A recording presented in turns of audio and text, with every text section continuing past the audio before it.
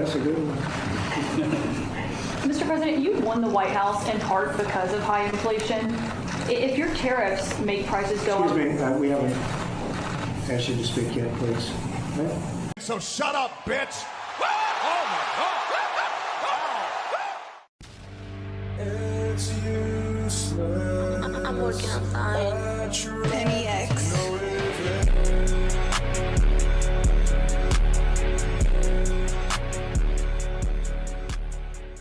Welcome back to Left in the Dark, a show dedicated to exposing the left's hypocrisy, shining a light on governmental corruption, and following everything President Trump. At any time throughout this video, feel free to leave a like, share, comment, and subscribe so you don't miss next week's Presidential Rewind. Now let's get into it. This week, Trump once again owned CNN and their propaganda shill Caitlin Collins on Thursday during his Oval Office executive order signing. Not once, not twice, but 3 separate times. Needless to say, it was nothing short of epic. Watch this. And this should have been done by Biden years ago. This should have never been allowed to happen. I know he's a friend of yours. But couldn't Putin just withdraw his... He's a friend of today? CNN. That's why nobody watches CNN anymore, because they have no credibility. Okay, who else? Yes, please. President Trump is exactly right on this. Caitlin Collins is a prime example of what happens when your morals have a price tag. When someone doesn't actually believe in anything, and any old malevolent creature like George Soros or his son can write you a check for your soul. Everyone's heard the old Bible verse. You know the thing. The love of money is the root of all evil. Just ask Caitlin Collins. Just to show you how much of your mainstream media is bought and paid for by the worst of humanity, here's a clip of her when she used to work for Tucker Carlson. You be the judge. From our nation's capital.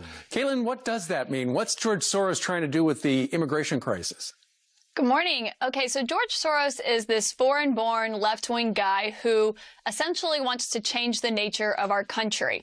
And in this data dump, one of the memos was about the refugee crisis. And they made 3 points. They think that they've been successful at influencing immigration policy across the world. They think that the refugee crisis is an opportunity to continue doing so. And they think the refugee crisis is the new normal.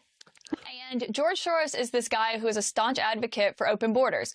He wants people to be able to go wherever they want, whenever they want, for whatever reason.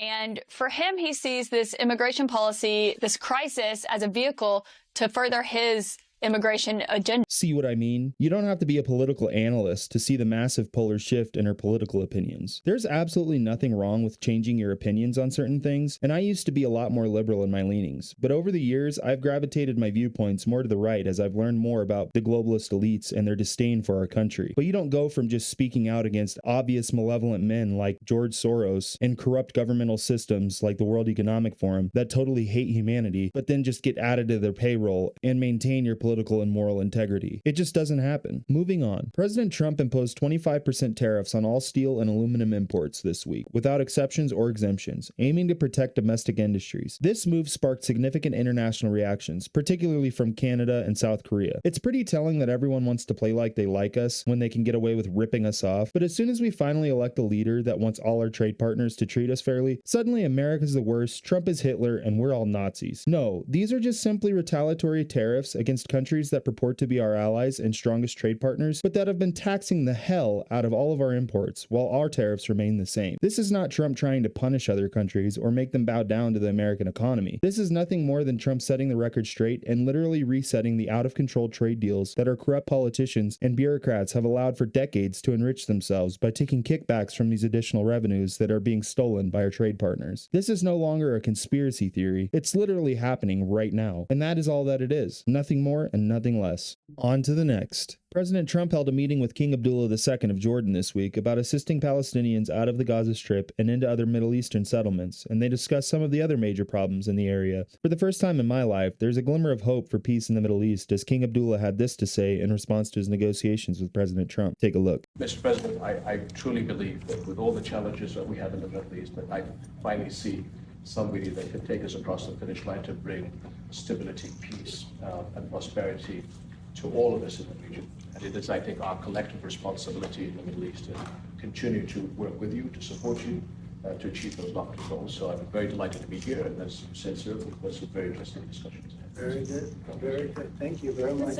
Although I'm not excited about Trump's plan to resettle an entire ethnic group of people, not because there's anything wrong with it, but that it gives the left ammunition to call it ethnic cleansing, which is not a good look on the world stage in regards to him as a leader or our party. We understand why he's doing it, but it's just another item to add to the list of undermining rhetoric for the leftist lunatics in the media to use, and they've already started. Thankfully, no one is paying any attention to them, so we'll see what happens, but this is great news, and hopefully if these deals go through, maybe we'll see an end to the killing in the region and a reduction in sponsored terrorism. As much as I detest Islam, I don't hate the people, and I hate that people die needlessly and in droves over religious persecution. War is terrible and nobody wins. One side just ends up losing less than the other, but either way, this is definitely a step in the right direction, and this is something that both the left and the right in this country should be ecstatic about. Moving on. President Trump signed an executive order this week directing federal agencies to work with Elon Musk and Doge to reduce workforce and limit hiring, which is part of his broader initiative to cut our government's out-of-control spending. They ended up holding a presser in the Oval Office highlighting some of the objections that the Democrats have now offered to combat this effort, which is absolutely ridiculous. The Democratic Party is now the party in favor of systemic corruption and abuse of the American taxpayer, only now they aren't able to do it in secret anymore, and they're just being exposed for what they always have been. This resulted in over 4,000 homes in the DC Beltway going up for sale on the market, and internet searches skyrocketed for things like criminal defense lawyers, RICO law, Swiss bank, offshore bank, wire money, and statute of limitations. These dumb thieves are just Googling their crimes, and it's hilarious. There's finally an end in sight to these bureaucratic parasites leeching off of the rest of us, and I suspect that whatever is left of these agencies gets relocated to more rural areas to help prevent this lunacy in the future. Moving on, and to add more to the Democratic Party's pile of shit and corruption, David Hogg, the newly elected DNC vice chair grifter who has been collecting money from the tragedy at Marjorie Stoneman Douglas shooting in which 17 people were killed. Turns out he wasn't even at the school at the time when it happened, but didn't let the opportunity to grift off of innocent blood go to waste. Well, he was discovered to have been laundering donations to his own account from the PAC that he controls. Not even 2 weeks after being elected vice chair of the DNC, he's already money laundering. And why am I not surprised? The Democratic Party is nothing more than a money laundering operation on a massive scale, where they beg you for money, get it, divvy it up between themselves, and then call you racist.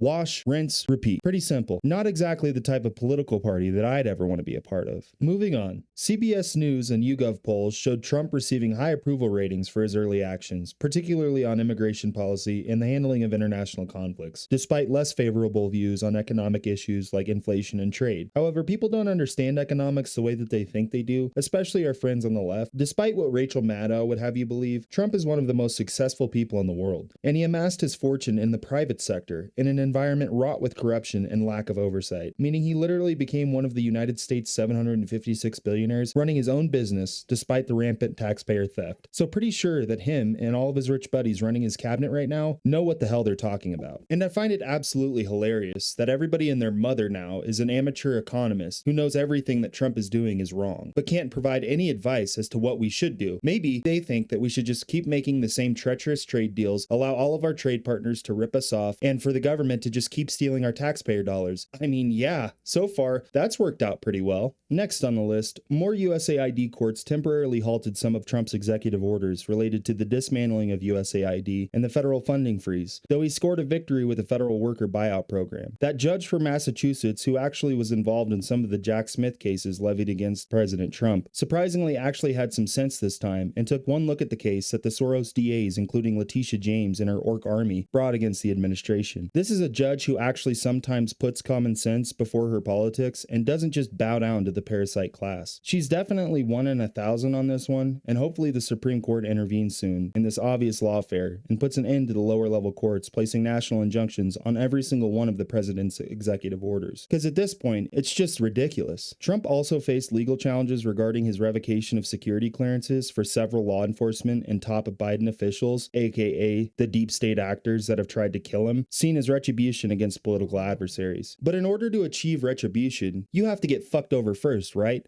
Isn't that how the game is played? These Democrat demons have gotten bodied so fucking hard that they're now just literally admitting that they've used lawfare every single step of the way against President Trump. The only difference in this, though, is that Trump didn't go out of his way to try and undermine every single move that they make and try to undermine all of Joe Biden's executive orders along the way. And hopefully soon we can see an end to these judicial activists intervening in every one of Trump's executive orders. And we can actually get something done. I mean, literally, just take a look at what Letitia James just had to say. And you tell me if this isn't politically motivated. Because Elon Musk, individuals at the Treasury, and the President of these United States is not above the law.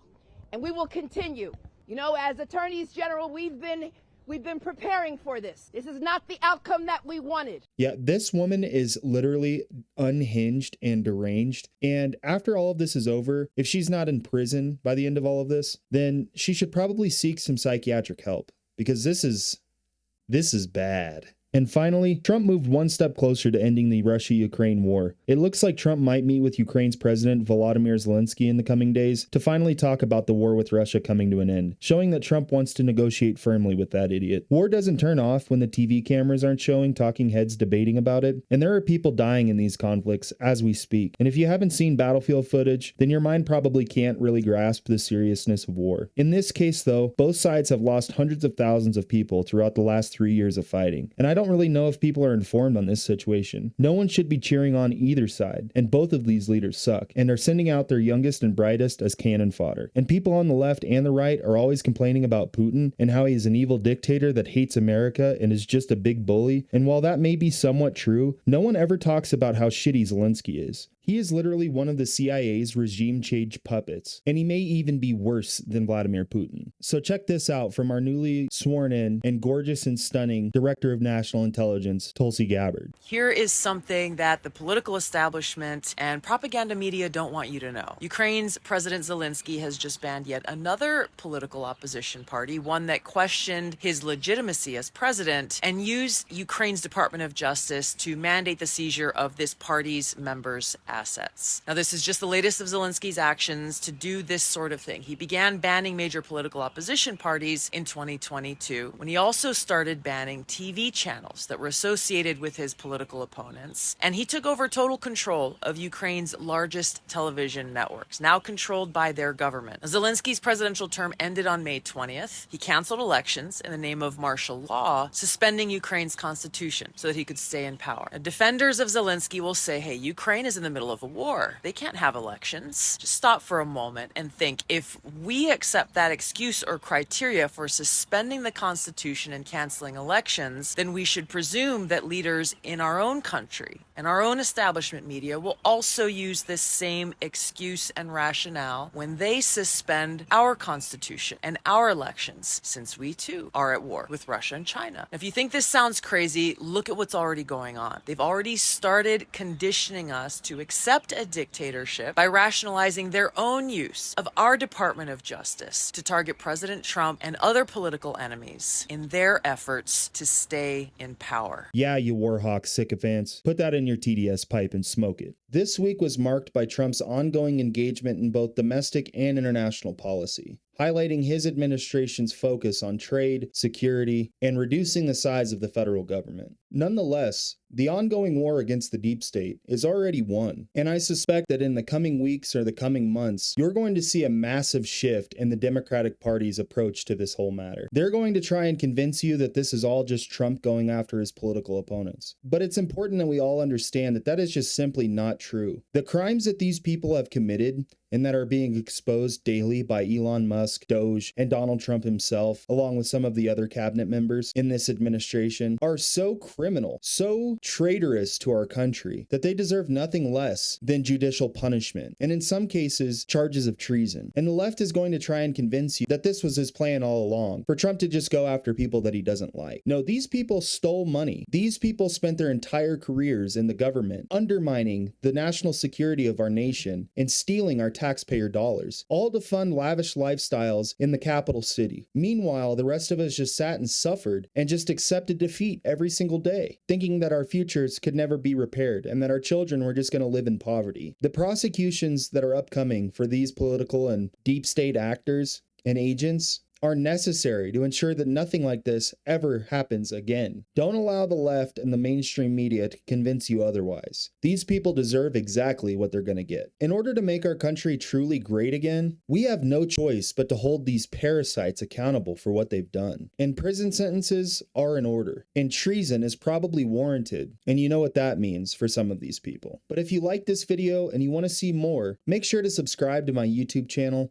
And follow me on Rumble so my black ass can make some money and so that you don't miss a thing. Also, go ahead and follow me on Facebook and X for real-time updates. All support links are always in the description. So thanks for watching, and we'll see you next week with week 5 of the Trump administration's Presidential Rewind. If you took the 5 worst presidents in the history of the United States and added them up, they would not have done near the destruction to our country as Joe Biden and the Biden administration have done. That's true.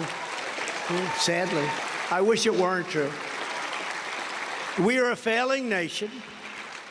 We are a nation in decline. We are. I mean, you know, we had the Keep America Great tag, and I said, but you can't use that. It doesn't work. CAG. So we continue with MAGA because we love MAGA. Make America great again. We can't say Keep America Great because America right now is not respected anywhere.